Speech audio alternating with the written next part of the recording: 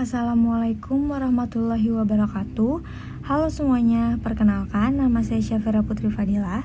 Di video kali ini saya akan menjelaskan materi tentang pajak penghasilan final.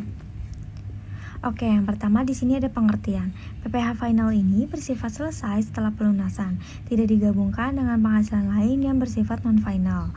Menurut Undang-Undang Nomor 36 Tahun 2008, JO Undang-Undang Nomor 7 Tahun 2021, Pasal 4 Ayat 2, pajak penghasilan atau PPh final ini dikenakan pada penghasilan tertentu seperti bunga deposito, hadiah undian, transaksi saham, penjualan tanah atau bangunan, jasa konstruksi, dan persewaan.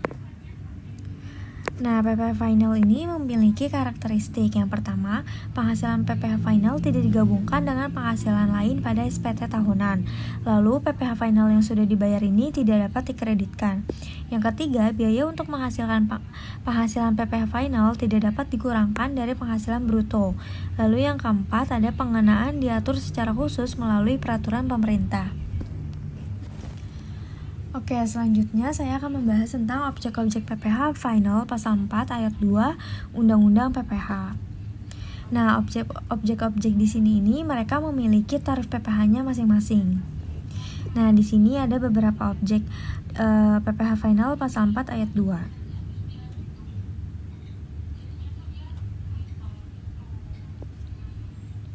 Oke, selanjutnya kita akan bahas lagi contoh soal PPh final. Di sini PT Primadona adalah sebuah perusahaan produk kecantikan. Dalam rangka promosi produknya, PT Primadona ini menyelenggarakan penarikan hadiah undian atas kupon-kupon yang telah dikirimkan oleh para pelanggannya dengan hadiah senilai 250 juta. Nah, dalam penarikan undian tersebut, nama Asri muncul sebagai pemenang hadiah undian. Berapakah PPh pasal 4 ayat 2 atas hadiah undian yang harus dipotong oleh PT Primadona atas penghasilan yang diterima Astri? Contoh soal tersebut ini termasuk ke dalam objek pajak atas undian. Nah, karena objek pajak atas undiannya ini memiliki tarif pajak 25%, sehingga kita bisa langsung hitung 25% dikali 250 juta yaitu 62.500. Jadi PT Primadona ini harus memotong hadiah undian yang diterima Astri sebesar 62.500. Oke, contoh soal yang kedua di sini ada Nona Maudi seorang arsitek dan memiliki usaha toko bangunan.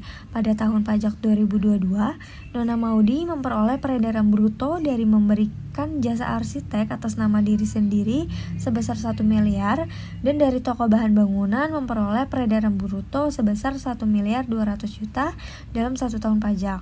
Hitunglah PPh atas penghasilan yang diterima Nona Maudi.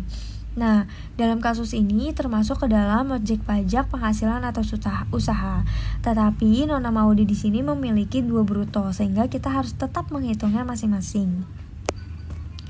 Nah, objek pajak atas penghasilan usaha ini memiliki tarif pajak sebesar 0,5%, sehingga kita bisa hitung nih, jasa arsiteknya sebesar 1 miliar dikali 0,5% dapat hasil 5 juta.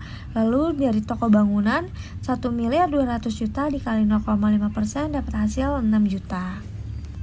Sekian video pembelajaran dari saya, semoga kalian semua mengerti. Terima kasih. Wassalamualaikum warahmatullahi wabarakatuh.